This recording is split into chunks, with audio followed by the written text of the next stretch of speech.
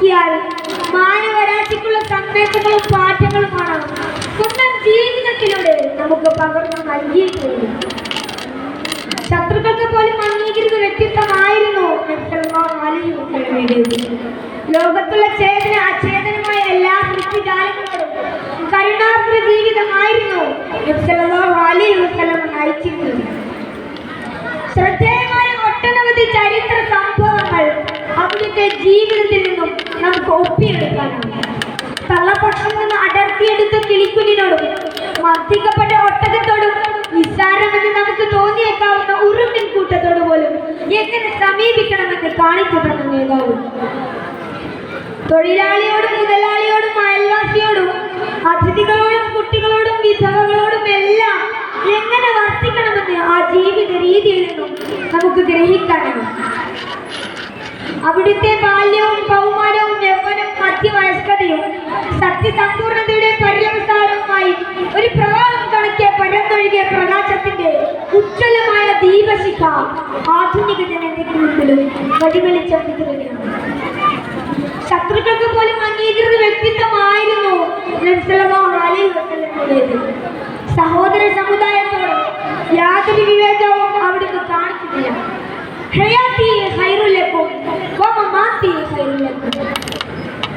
എന്റെ ജീവിതവും മരണവും നിങ്ങൾക്ക് ഹൈറാണെന്ന് പഠിപ്പിച്ചു ഹബീബ് സല്ലല്ലാഹു അലൈഹി വസല്ലം. മുൻകഴിഞ്ഞു പോയ സകല പ്രവാചകന്മാരും സ്വന്തം അവസ്ഥയോർത്ത് വിലപിക്കുന്ന ആഖിറത്തിലെ എല്ലാ പ്രതിസന്ധി ഘട്ടത്തിലും നമ്മുടെ നന്മയ്ക്ക് വേണ്ടി ഹബീബ് സല്ലല്ലാഹു അലൈഹി വസല്ലം അല്ലാഹുവിനോട് ശുപാർശ ചെയ്തുകൊണ്ടേയിരിക്കുന്നു. നരകത്തിന്റെ മുകളിൽ നാട്ടപ്പെട്ട സിറാത്ത് പാലം ആദ്യം കടന്നെത്തിയ ഹബീബ് സല്ലല്ലാഹു അലൈഹി വസല്ലം യാ റബ്ബി സല്ലിം യാ റബ്ബി സല്ലിം എന്ന് പറഞ്ഞ് തന്റെ ഓരോ ഉമ്മത്തിനു വേണ്ടിയുള്ള പ്രാർത്ഥനയിലായിരുന്നു.